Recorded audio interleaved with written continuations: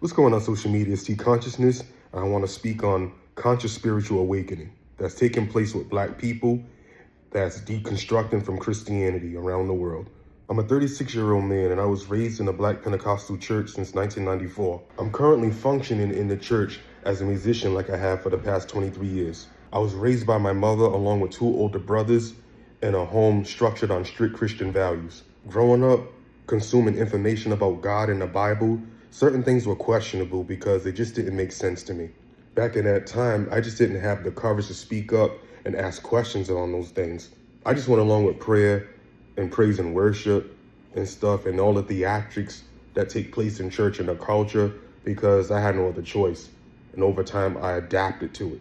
As a child, I learned about Black history and slavery and how Christianity was used as a weapon by European powers to enslave indigenous people from the early 1500s all the way to the 1800s, forced to disown their African identity, language, and cultural practices because the Roman Catholic Empire determined it was all evil.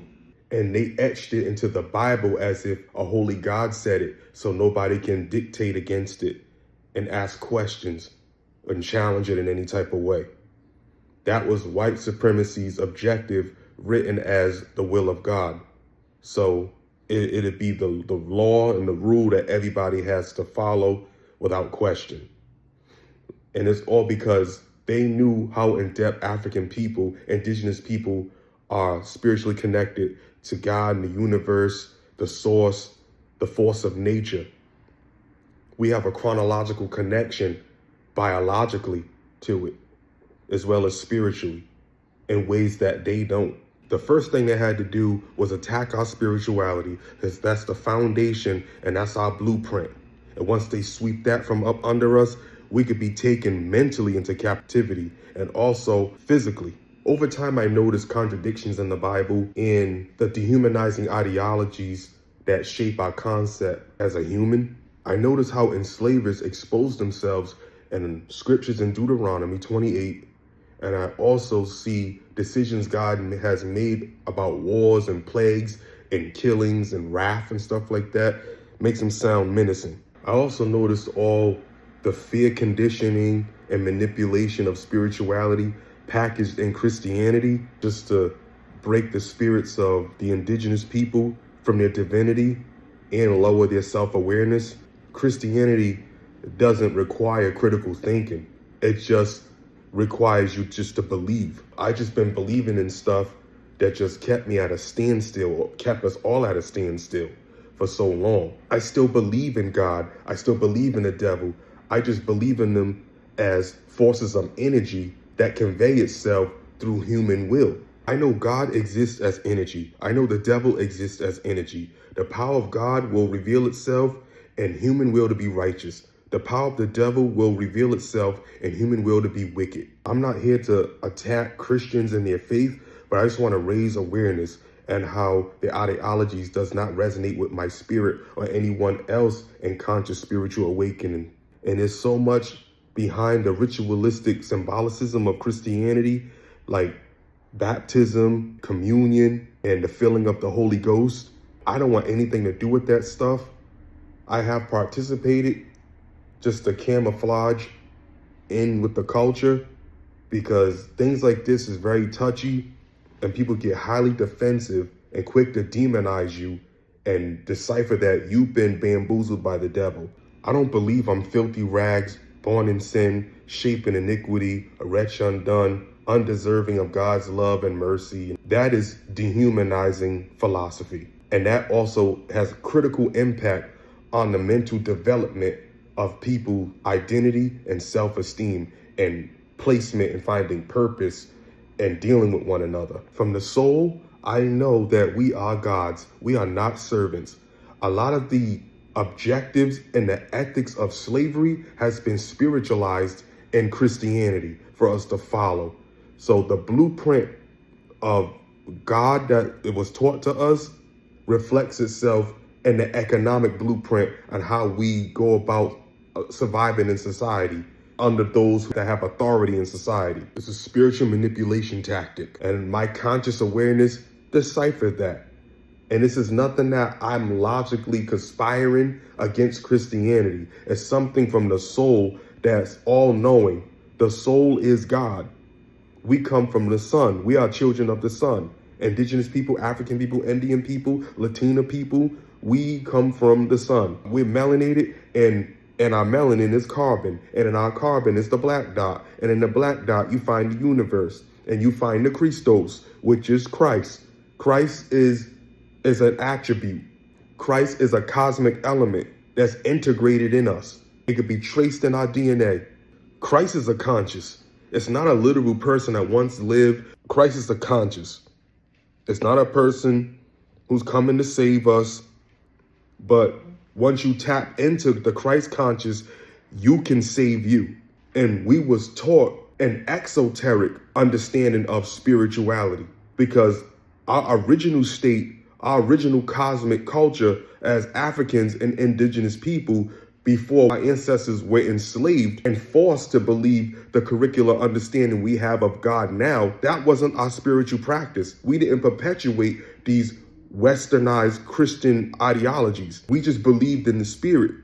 We believed in the universe. We believed in nature. And the mathematical force of that is indicative to reasoning within us.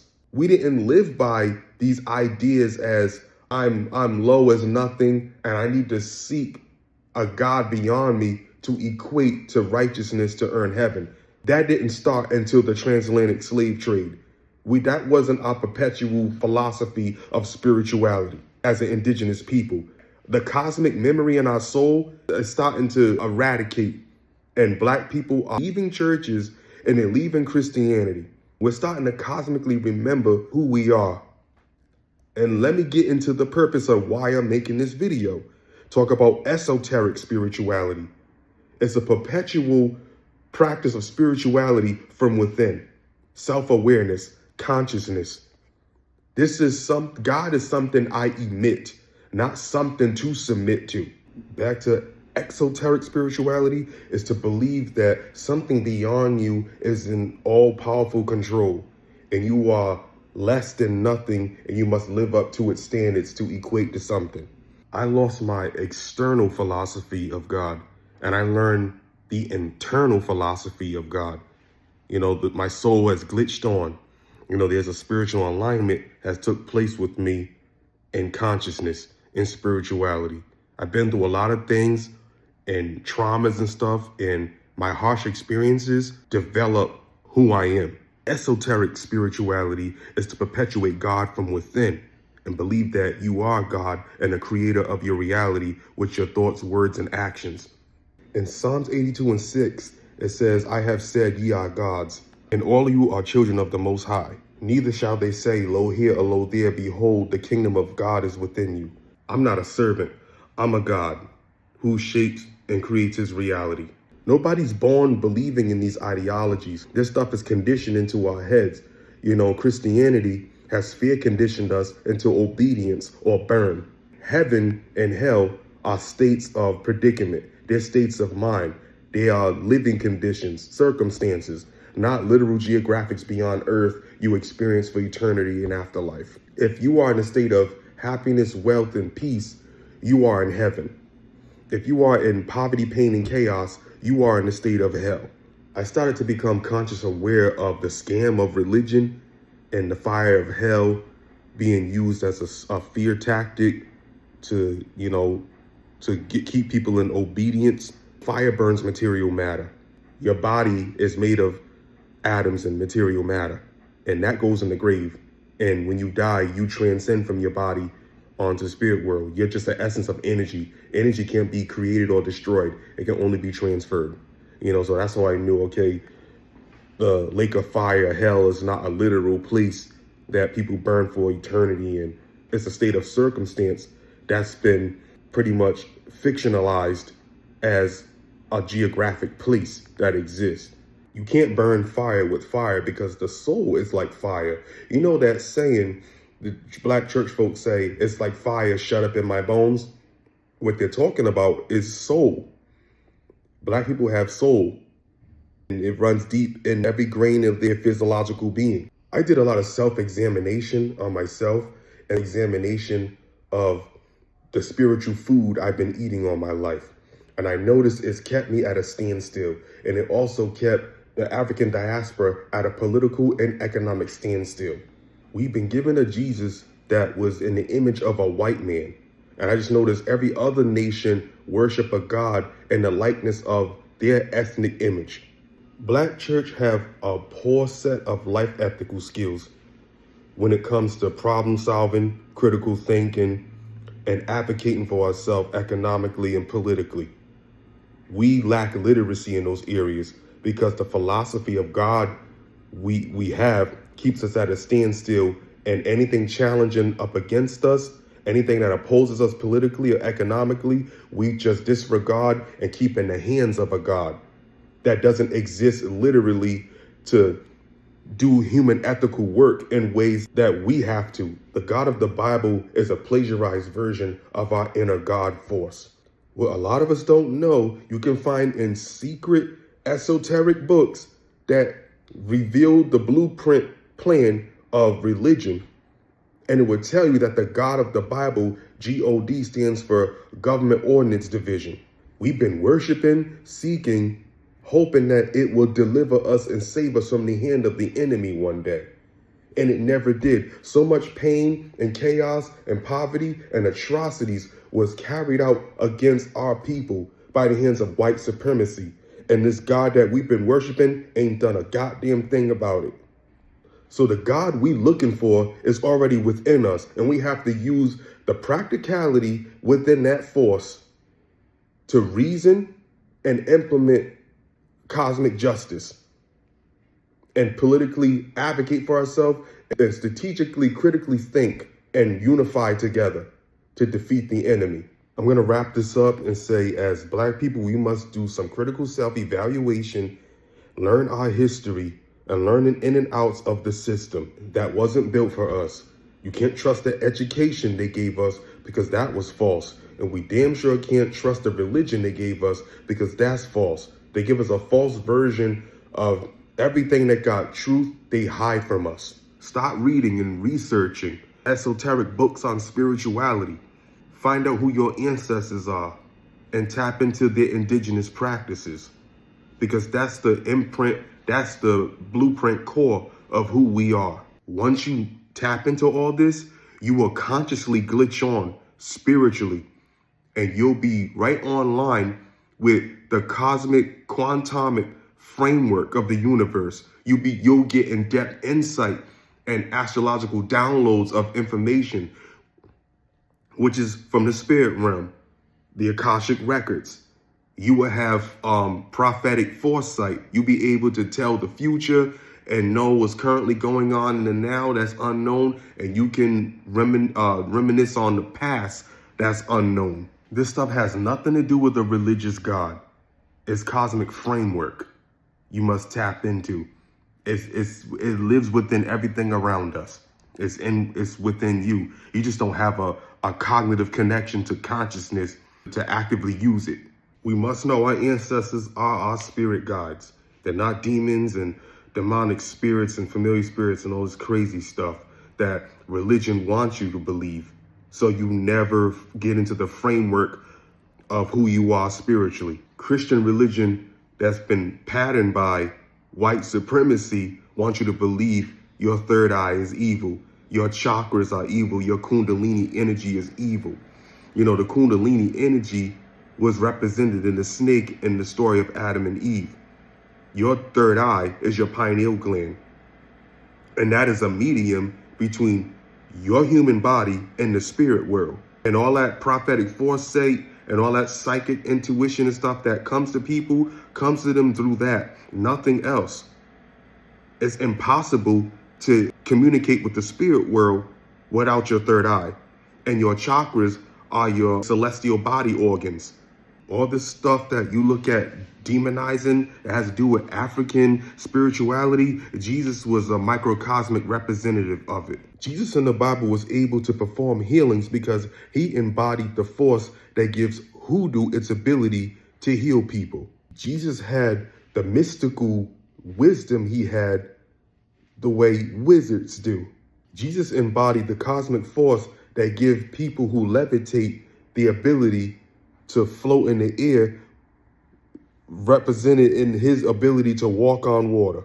Jesus embodied the cosmic force that give a sorcery its power to be a sorcery when he demonstrated the miracle of turning water into wine. Jesus also demonstrated necromancy by raising the dead. And he also demonstrated Wicca by binding and banishing demons from demon-possessed people. It's inevitable to disassociate Jesus from these mystical systems because everything in the framework that's taking place within this work is indicative to what the cosmic force of the universe is. Jesus was a student of ancient Kemeticism that the church may demonize.